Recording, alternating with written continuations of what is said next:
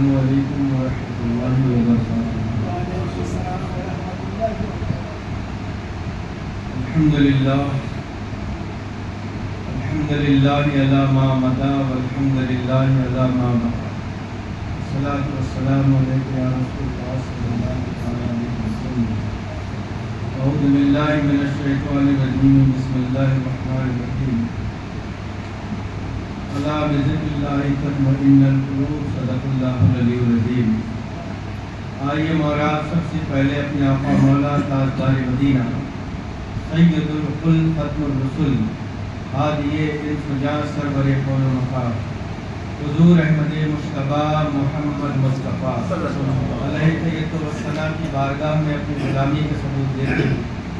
درود شریف کی ڈالیاں نشاور کرے کہ اللہم انا نسألک ان تصلی علی سیدنا مولانا محمد نبراس الانبیاء و نیر الاولیاء و زبر کان الاسفیاء و نور الثقلین و جاء الخافقین۔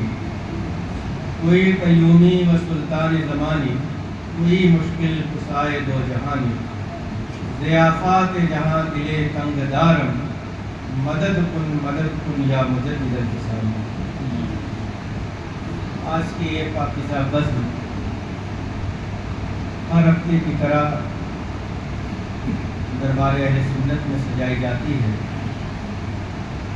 اور لائیو فیس بک کے ذریعے میں اس محفل کو دیکھتا رہتا ہوں۔ دلی کے اس سرزمین پر سلسلہ نقشبندیہ کا کام سید جاوید علی نقشبندی دامت برکاتہ العالیہ قدسیہ جس طریقے سے کر رہے ہیں، یہ بھی ایک ایسا مشن ہے۔ اس دور میں چراغ کو طوفانوں کے درمیان جلا کے رکھنا بھی ایک بڑی کرامت کی بات ہے۔ سرن شریف سے واپسی پر ہمارے اسلم بھائی سے بات ہوئی تو انہوں نے کہا کہ ایک محفل میں بھی آج اٹینڈ کر لوں۔ میں تو آج سننے آیا تھا، حضرت کچھ بات نصیحت کریں گے تو ہم سنیں گے۔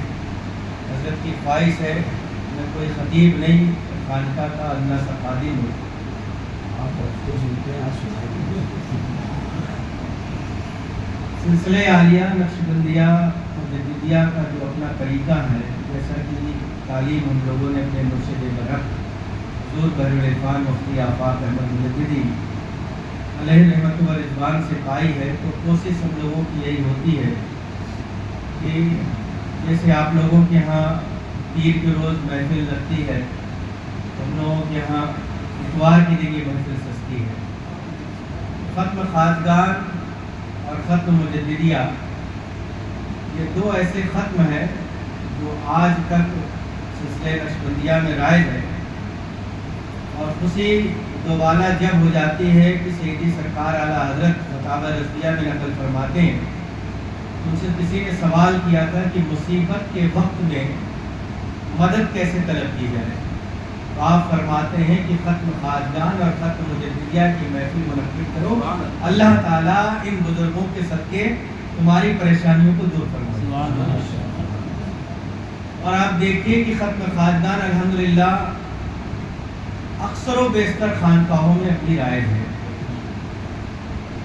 مدھیہ پردیش کی سرزمین پر ہم لوگ جب جاتے ہیں تو پیر جماعت علی نقشبندی علیہ الرحمہ کی شاخ ادھر نظر آتی ہے، ان لوگوں کے ڈیلی ختم خواجگان ہوتا ہے اور الگ الگ گھروں کے اندر، تو مطلب سالوں نمبر نہیں آتے کسی کے، اور ایک ایک دن وہ فجر کے بعد انہوں نے اپنا معمول بنا رکھا ہے۔ چھترپور اور پننا، ساگر، کٹنی، دموں، یہ ایسے علاقوں میں تو جیسے جیسے اس کی جو لوگ ہیں اپنی محنت کر رہے ہیں۔ آج کے اس دور میں ہم لوگوں کا جو پستی کا حال ہے، اس کی سبب میں نے بہت گہرائی میں جا کر کے جب دیکھا کہ یوں تو بے شمار مدارس ہو گئے اہل سنت و جماعت کے، لیکن روحانیت کا کام بڑا محدود ہو گیا، جس کی وجہ سے ہم دستار سروں پر سجنے کے بعد غرور اور تکبر ہمارے اندر سما گیا ہے، ہم اس کو دنیاوی لحاظ سے سمجھانے کی کوشش کر رہے ہیں کہ جیسے آپ ایک اینڈرائڈ موبائل فون لیتے ہیں اور اس میں جتنا ایپ لوڈ کرتے ہیں وائرس اتنا زیادہ اس میں جمع ہوتا ہے. آپ اینٹی وائرس کے ذریعے اسے خاتمہ کرتے ہیں. ویسے جب ہم کتابوں کو پڑھتے ہیں اور مطالعہ کرتے ہیں تو دھیرے دھیرے ہمارے دل و دماغ میں وہ وائرس جنم لینے لگتا ہے. اب اس وائرس کو ختم کرنے کے لیے ہمیں آپ کو صوفی کامل کی ضرورت پڑتی ہے. تب وہ توجہ ڈال کر کے ہمارے دلوں پر سے ان وائرسوں کا خاتمہ کر دیتا ہے. اب جیسے یہ محفل سجی ہے تو جیسے توجہ 3 قسم کی ہوتی ہے: توجہ نقاسی، توجہ القائی اور توجہ اتحادی. اور سلسلہ نقشبندیہ میں الحمدللہ ابھی بھی یہ رائج ہے اور کیل کال ایسے مشائخ ہیں جو توجہ آج بھی ڈال رہے ہیں الحمدللہ. اور جب ہم نے اپنے اسلاف کی کتابوں کا مطالعہ کیا ہے، سرکار خواجہ محمد سیف الدین علیہ رحمہ کا حال یہ تھا کہ وہ سالکوں میں سے 21 لوگوں پر ایک ہی وقت میں توجہ ڈالا کرتے.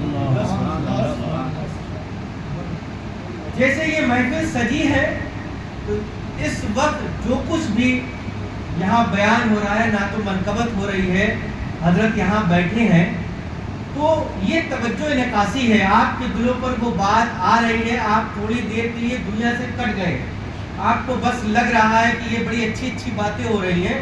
فار دا ایگزامپل ویسے ہی جیسے اس اندھیرے کمرے میں ہم آئے اور جیسے ہی لائٹ جلی اور روشنی ہو گئی تو ہم اس سے فیضیاب ہو گئے. لیکن جیسے ہی لائٹ بند ہوئی، کنیکشن بند ہوا، فیضیاب ہونا ختم، یعنی روشنی ختم. تو ویسے ہی جیسے ہم محفل برخاست ہوتی ہے، یہ توجہ انعکاسی جو ہے اس کا کنیکشن ٹوٹ جاتا ہے اور پھر ہم اپنے دنیا کے کاموں میں پھر لگ جاتے ہیں.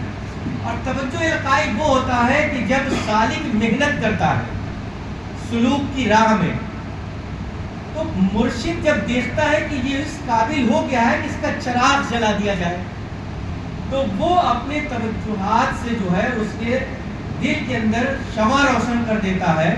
وہ توجہ القائی ہوتا ہے، وہ فیضیاب ہونے لگتا ہے. اب وہ قریب ہے تو بھی فیضیاب ہو رہا ہے، دور جا رہا ہے تب بھی ہو رہا ہے. لیکن کبھی ایک ایسا مرحلہ آتا ہے کہ اچانک جیسے ایک چراغ ہم نے جلا کر کے رکھ دیا ہے، رات بھر وہ جلتا ہے، ہمیں فیضیاب کرتا ہے، روشنی دیتا ہے، لیکن تیز ہوا جب چلتی ہے تو وہ چراغ اس ہوا کے جھونکے سے بجھ جاتا ہے، تو پھر وہ کنیکشن ٹوٹ جاتا ہے. ویسے ہی جب یہ دور دراز جا کر کے اپنا کام وغیرہ کرتا ہے، فیضیاب تو ہوتا رہتا ہے، لیکن کوئی حادثہ ایسا پیش آ جاتا ہے کہ اس کا کنیکشن مرشد کی طرف سے ٹوٹتا ہے اور وہ حادثہ اس کے ذہن میں جب سما جاتا ہے تو پھر اس کا توجہ القائی کا کنیکشن بھی ٹوٹ جاتا ہے. ایک ہے توجہ اتحادی، اور توجہ اتحادی ہندوستان کی سرزمین پر مشہور معروف ہے سرکار خواجہ باقی باللہ رضی اللہ عنہ. آپ پیچھے جب جائیں گے تو آقا علیہ السلام کے ساتھ غار میں ہجرت کے وقت حضرت ابو بکر صدیق رضی اللہ تعالیٰ عنہ جو تھے، تو وہ توجہ جو اتحادی کا ہی عالم تھا کہ مورخین لکھنے پر مجبور ہوئے کہ جب ابو بکر صدیق غار سے نکل کر کے مدینے کی طرف آقا کے ساتھ چلے اور مدینے میں جب داخل ہوئے تو ہر دیکھنے والا پریشان تھا.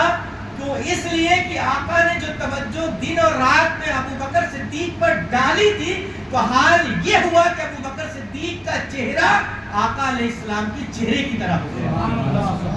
اب لوگ پریشان حال تھے کہ اس میں آقا علیہ السلام کون ہے اور ساتھ میں جو ہے یہ کون ہے. ابو بکر صدیق سمجھ گئے کہ لوگ پریشان کیوں ہیں. آپ نے ایک چادر نکالی اور آقا علیہ السلام پر تان دیا تاکہ دنیا سمجھ جائے کہ جن پر چادر تنی ہے وہ آقا ہے، جس نے چادر تانی ہے وہ غلام ہے. یہ توجہ اتحادی کا. بعد میں دھیرے دھیرے اس کے اثرات پھر ظاہری طور پر کم ہوئے. ویسے حضور باقی باللہ نے اپنے نان بھائی کے ساتھ کیا تھا. اب جانتے تو توجہ کے لیے آپ کو اپنے مرشد کی صحبت اختیار کرنی پڑے گی. 2 طریقے سے دنیا میں بھی ہمیں ایجوکیشن ملتی ہے.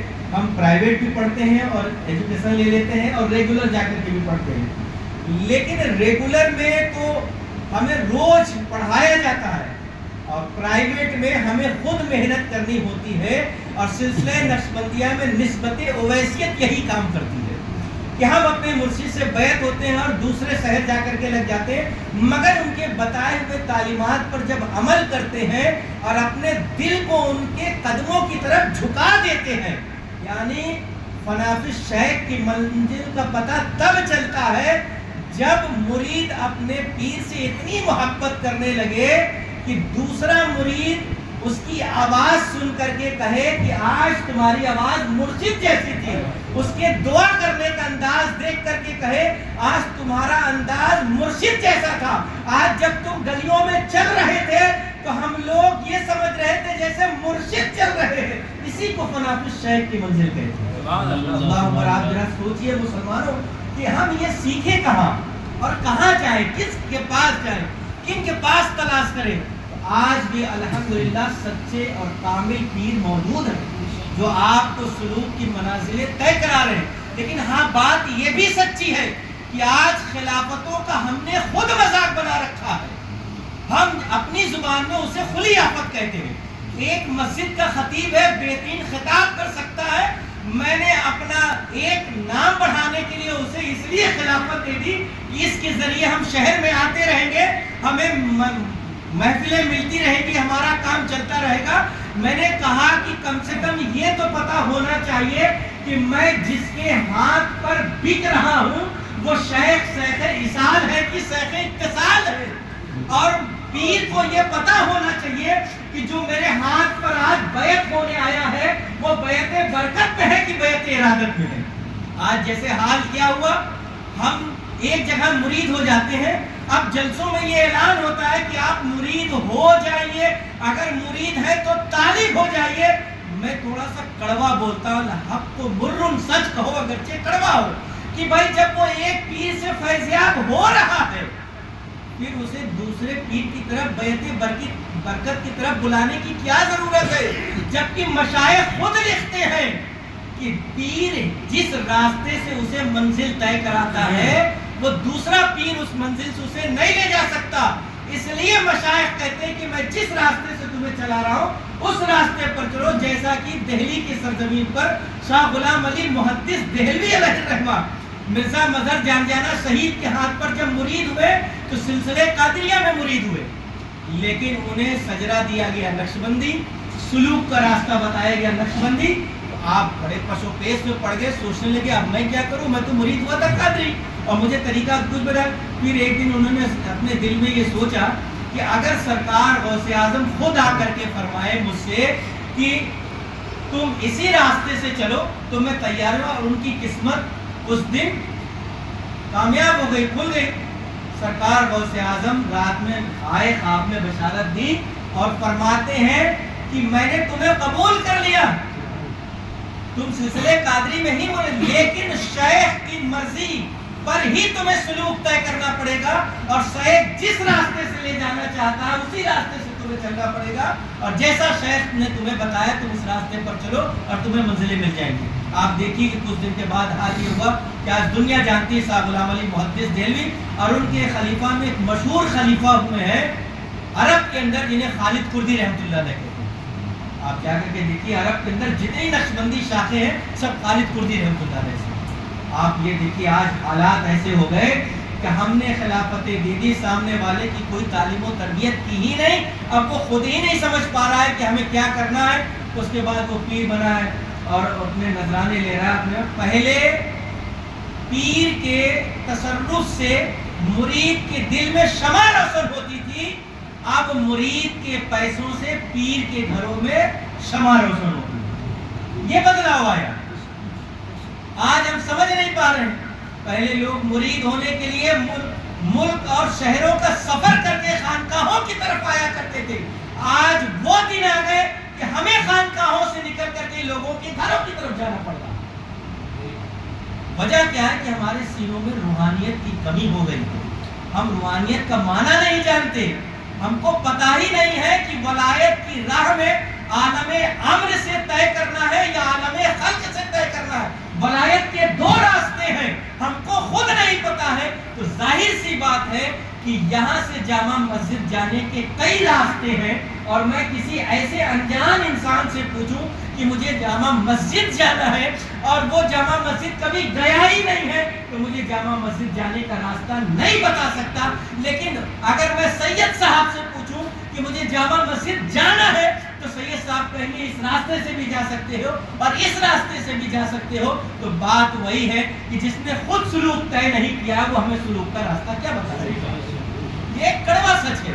آج حالات ایسے ہی بد سے بدتر ہوتے چلے جا رہے ہیں. ہم اپنی خانقاہوں کے لیے، وہ اپنی خانقاہ کے لیے. ہم نے کہا اللہ والوں میں تو کبھی نہ اتفاقیاں تھی نہیں. وہ تو ایک دوسرے سے محبت کی باتیں بتایا کرتے تھے، ادب سے کھڑے ہو جایا کرتے تھے. میں نے اپنے دادا پیر و مرشد حضور شیخ العالم مولانا احمد رضا خان دامت برکاتہم العالیہ جو بھی باحیات ہے، جب وہ اپنی جوانی میں بریلی شریف گئے تو حضور مفتی اعظم ہند علیہ الرحمہ کی طبیعت علیل تھی. اور میرے دادا پیر و مرشد بتاتے ہیں کہ وہی آخری ملاقات تھی، اس کے بعد وہ دنیا سے رخصت ہو گئے. خادم نے کہا کہ ملاقات نہیں ہو پائے گی. میرے دادا پیر و مرشد نے کہا کہ آپ صرف اتنا بتا دیں کہ بنارس سے احمد رضا آیا، اگر وہ اجازت دیں گے تو میں رک جاؤں گا، نہ میں سفر آگے کروں گا. یہ ابھی بات کہہ رہے تھے کہ اندر سے حضور مفتی اعظم ہند نے آواز دی کہ بابو میاں مہمان کو مہمان خانے میں لے آؤ. اور اس کے بعد حضور مفتی اعظم ہند آئے، لوگ مہمان خانے میں تھے. اور جب چائے حضور مفتی اعظم ہند نے پی اور پینے کے بعد جو اس میں خود جسے ہم لوگ کہتے ہیں اپنی زبان میں بچی ہوئی چائے، وہ میرے دادا پیر و مرشد کی طرف بڑھا دیا. تو دادا پیر و مرشد چاہتے تو اسی کپ میں پی سکتے تھے، لیکن اپنے ہتھیلیوں پر الیڑ کر اس طرف پیا انہوں نے. پھر اس میں سے جو بچی تو میرے مرشد کی طرف بڑھا، انہوں نے بھی ایسے ہی پی. تو بعد میں جب پوچھا کہ حضور چائے تو کپ میں پی جا سکتی تھی، دادا پیر مرشد فرماتے بالکل پی جا سکتی تھی، لیکن مجھے یہ گوارا نہ ہوا کہ جس کپ پر لب اللہ کے ولی کا لگا ہو میں اپنے لب وہاں رکھ دوں. یہ ادب ہوا کرتا تھا. آج ہم مشرب کے نام پر لڑ رہے ہیں، آج ہم اس لیے سوچ رہے. ہم نے کہا نہیں، اگر ہم مشرب دیکھ کر کے مزاروں پر حاضری دیں گے تو یہ بات مزے کی نہیں ہے. مزہ تو تب ہے کہ ہم صرف اس لیے جائیں کہ یہ اللہ کا ولی ہے، یہ اللہ کا ولی ہے. تو ہمیں ہر مشائخ سے، ہر سلسلے سے بے پناہ محبت رکھنی ہے، اور جو اپنا سلسلہ، اپنا مرشد جو راستہ بتائے اس پر چلنے سے ہی ہمیں کامیابی مل سکتی ہے. آپ دیکھیے کہ جتنی محبت ہمیں اپنے والد سے ہو سکتی ہے اتنی چچا سے نہیں ہو سکتی، کبھی نہیں ہو سکتی. تو ہر مرید کو اپنے پیر سے بے پناہ محبت کرنا. اور خود سیدی سرکار اعلیٰ حضرت منازل ولایت میں نقل فرماتے ہیں کہ ایک طرف کتب غوث اور ابدال ہو اور دوسری طرف تمہارا پیر ہو، اور چاروں ایک ساتھ آواز دے دے تو کتب غوث ابدال کو چھوڑ دینا، اپنے مرشد کی طرف چلے جانا. تو تعلیم دی جا رہی ہے نا، تو جب تعلیم والے کو پڑھو گے تب تو سمجھ میں آئے گا. ہم نے کہا کہ اعلیٰ حضرت کو ماننا بڑا آسان ہے، اعلیٰ حضرت کی ماننا بڑا کٹھن ہے. وہ میں تو سب آ جا رہے ہیں، لیکن کی میں جب آؤ، پھر اس طرح جب آؤ گے تو دیکھو گے اللہ والوں سے ذکر سے ملاقات کرو، اللہ والوں کی صحبتیں اختیار کرو، اپنے پیر سے اتنی محبت کرو کہ آٹھوں پہر تمہیں اپنا مرشد نظر آئے، 4 پہر دن کے، 4 پہر رات کے. اور سرکار مجدد الفسانی یہاں تک فرماتے ہیں کہ نماز میں جب تم کھڑے ہو تو سجدے کی جگہ بھی مرشد نظر آئے. آپ پڑھیے پھر دیکھیے، فرماتے مرشد جس جانماز پر نماز پڑھتا ہو اگر حکم دے تو کھڑے ہو کر فرض پڑھا دینا، ورنہ کبھی مصلی پر کھڑے مت ہونا. مرشد جب تک رخصت ہو کر کے تم سے جدا نہ ہو جائے، یعنی جب تک تمہاری آنکھوں سے اوجھل نہ ہو جائے، اس کی طرف پیٹھ مت کرنا. مرشد جس برتن میں کھانا کھاتا ہو اس میں کبھی تم اپنا ہاتھ مت ڈالنا. آپ کو کہاں ملے گی؟ یہ خانقاہوں میں آؤ گے، سیکھو گے، ذہن میں تلمس طے کرو گے، تب تمہیں کچھ باتیں سمجھ میں آئے گی، تب تم جا کر کے کامیاب ہو پاؤ گے. آج ہم آئے، دیکھا خوبصورت ہے، بڑھیا ہے، یہاں مرید ہو گئے. کل کسی نے بتایا یہاں دیکھا تو وہاں جا کے طالب ہو گئے. پھر کچھ دن کے بعد پتہ چلا کہ وہ کہہ رہا پیر صاحب میں تو یہ کمی تھی، ہم یہاں پر مرید ہو گئے. ہم نے کہا یار کیوں اس طریقے کی باتیں کرتے ہو؟ طالب ہونے کے لیے تعلیم دی گئی ہے، اور وہ بھی جب تمہارا مرشد تمہیں اس منزل پر پہنچا دے اور آگے کی منزل پر رسائی کرنا ہو تو پھر مرشد خود کہتا ہے کہ تم فلاں شیخ کے پاس چلے جاؤ، آگے کی منزل وہاں طے ہو جائے گی۔ اور یہ تعلیم ہونے کے لیے یہ ہے کہ تم پیر سے مرید ہوئے اور کچھ ہی دنوں کے بعد مرشد دنیا سے رخصت ہو گیا اور کوئی تعلیم نہیں لے پائے تم، تو تم اس کی مسند پر بیٹھے ہوئے شخص سے طالب ہو کر کے تعلیم لو، یا مرید ہونے کے بعد اتنا فاصلہ ہے کہ ملاقات نہیں ہو پا رہی ہے، تب ہے کہ تم کسی سے طالب ہو جاؤ۔ لیکن آج حالات کیا ہوئے کہ ہم نے بس جلسوں میں گئے اور یہاں بھی مرید ہوئے، وہاں بھی مرید ہوئے، وہاں بھی مرید ہوئے، مجھے تو سمجھ ہی میں نہیں آتا کہ یار کتنی جلدی جلدی تمہیں پسند آ جاتا، اتنا کمزور تمہارا۔ اس لیے اپنا ایمان مضبوط کرو، ہمارے پاس اللہ اس کے رسول کی تمام دلیلیں موجود ہیں، تمام مشائخوں کی وہ چیزیں ہیں کہ آپ دیکھو کہ ان مشائخوں کے پاس جانے سے ہمیں کیا ملتا ہے، ان کی صحبتیں اختیار کر کے دیکھو، تب جا کر کے تمہیں پتہ چلے گا۔ آج اگر انسان کا قلب اللہ اللہ کرنے لگے، سیدی سرکار بہاؤالدین نقشبند رضی اللہ تعالیٰ عنہ فرماتے ہیں کہ جس ادنا مرید کا قلب ذاکر ہو گیا اور وہ انتقال کر گیا، جس قبرستان میں اسے دفن کیا جائے گا اس کے قبر سے 50 قدم چاروں طرف جتنے مردے دفن ہوں گے، اس کے قلب ذاکر ہونے کی وجہ سے اللہ سب پر سے آزاد ہوتا ہے۔ آپ سوچیے کہ ہم قلب ذاکر کیسے کریں؟ اس کے لیے آپ کو اپنے پیر سے تعلیم لینی پڑے گی، ذکر خفی بھی ہے، ذکر جلی بھی ہے۔ آپ جس سلسلے مرید ہوں گے وہ اس طریقے سے آپ کو تعلیم دے گا۔ اور قلب ذاکر جب ہو جاتا ہے تو 3 کروڑ 60 لاکھ مرتبہ، یعنی جب قلب ایک مرتبہ اللہ کہتا ہے تو 3 کروڑ 60 لاکھ مرتبہ اللہ کا ورد ہوتا ہے، کیونکہ وہ جو باریک باریک نسیں ہیں اس میں سے جو آوازیں آتی ہیں، آپ اس سے اندازہ لگاؤ کہ آج قلب ذاکر کرنے کے جو ہمارے طریقے ہیں ہم سمجھ نہیں پا رہے۔ میں مختصر سے آپ کو بتاتا ہوں جیسا کہ میرے مرشد نے بتایا، باقی آپ چلیں گے اسی راستے پر جو آپ کے شیخ نے آپ کو بتایا۔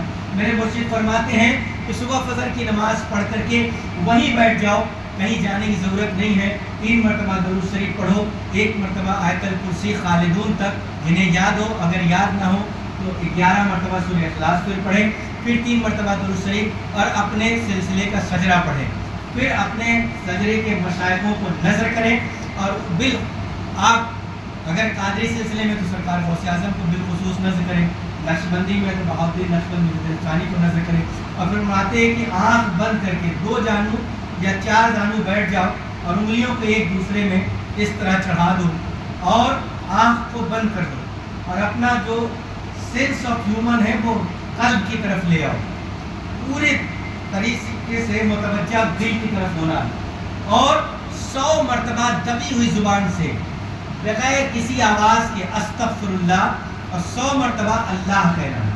اس کے بعد تصور کرنا ہے کہ میرا مرشد میرے سامنے بیٹھا ہے، میرا مرشد میرے سامنے بیٹھا ہے، اور اس کا قلب جو ہے سینے میں جو بائیں طرف پستان کے 2 انگل نیچے ہے یہ حصہ جو اس پر سنہرے رنگ کا اللہ لکھا ہے، سنہرے یعنی گولڈن کلر کا اللہ لکھا ہے، اور اس میں سے نور نکل کر کے میرے کالے دل پر آ رہا ہے۔ ایک تصور یہ ہے، دوسرا تصور ہے کہ مرشد کا دل میرے دل کے اوپر ہے اور میرا کالا دل نیچے ہے، اور اوپر سے نور ٹپک کر میرے دل میں آ رہا ہے۔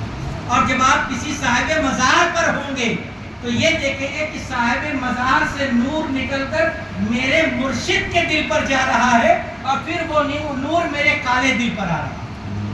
کچھ ہی دنوں کے بعد آپ کے دل میں درد پیدا ہوگا، آپ کو ڈاکٹر کے جانے کی ضرورت نہیں ہے، مرشد کے پاس آنا، کیونکہ دل کے اندر جو 2 وال نسیں ہیں نا وہ ظلمت اور قدورت نحوست کے بنا پر بلاک ہو جاتی ہے، خون جم جاتے ہیں، اور جب نور اندر داخل ہوتا ہے تو وہ نور ان جمے ہوئے خون کو کاٹ کر کے نوری بنا دیتا ہے، اور وہی نور جب اندر صاف و شفاف ہو کر دل میں سے ہوتا ہوا برین میں آتا ہے، پھر برین سے پورے جسم میں جاتا ہے، پھر انسان کامیاب ہو جاتا ہے۔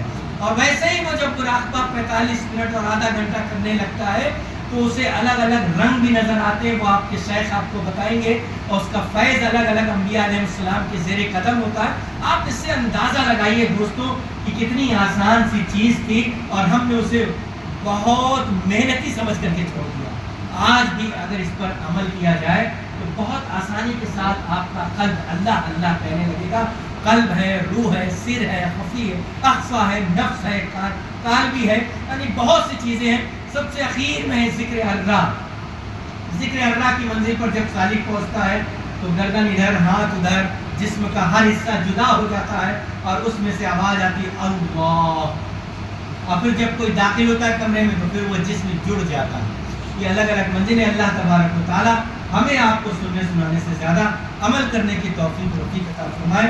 استغفر اللہ واتوب اللہ من جمیع ما کری اللہ سبحانہ قولا و فعلا وقاتلا و سامعا و ناظرا ولا حول ولا قوة الا باللہ۔